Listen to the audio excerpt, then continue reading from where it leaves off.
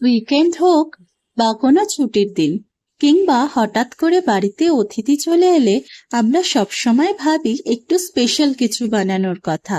আর special খাবার মানেই রেস্তোরাঁর মতো চটপটে চাইনিজ খাবারের কথা আমাদের সবার আগে মনে পড়ে। তাই আজ আমি আপনাদের সাথে শেয়ার করব একদম পারফেক্ট জুসি আর রেস্তোরাঁ স্টাইলে চিলি পনির, যেটা ছোট থেকে বড় সকলেরই ভীষণ পছন্দের হবে।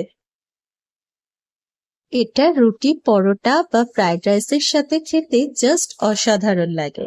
চলুন ভিডিও শুরু করা যাক। এখানে 200 গ্রাম পনির কিউব করে কেটে নিয়েছি। দিয়ে দিচ্ছি লবণ, শুকনো লঙ্কার গুঁড়ো, সামান্য একটু কাশ্মীরি লঙ্কার গুঁড়ো, দিচ্ছি 1 চামচ মতো কর্নফ্লাওয়ার, আর দিচ্ছি 1 চামচ মতো ময়দা, আর দিয়ে দিচ্ছি 1 চামচ মতো ঘি। এবার সমস্ত উপকরণগুলো ভালো করে পনিরের সাথে মাখিয়ে নিয়ে রেখে দিচ্ছি। প্যানে দিয়ে দিচ্ছি সামান্য পরিমাণ তেল। এবারে এই তেলের মধ্যে পনিরগুলো ভালোভাবে লাল লাল করে ফ্রাই করে নেব।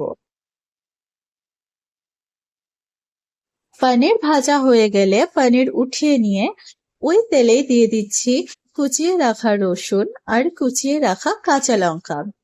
এটাও সামান্য একটু ভেজে নিয়ে তার মধ্যে দিয়ে দেব কিউব করে রাখা ক্যাপসিকাম আর পেঁয়াজের টুকরোগুলি।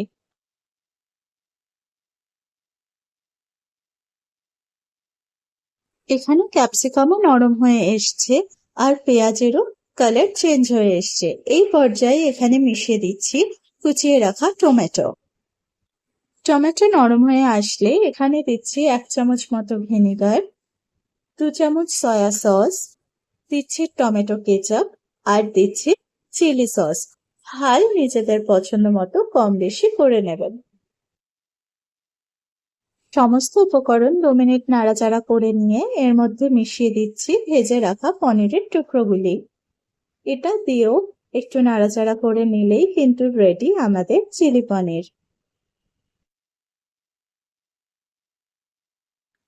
এবার আর অপেক্ষা কিসের?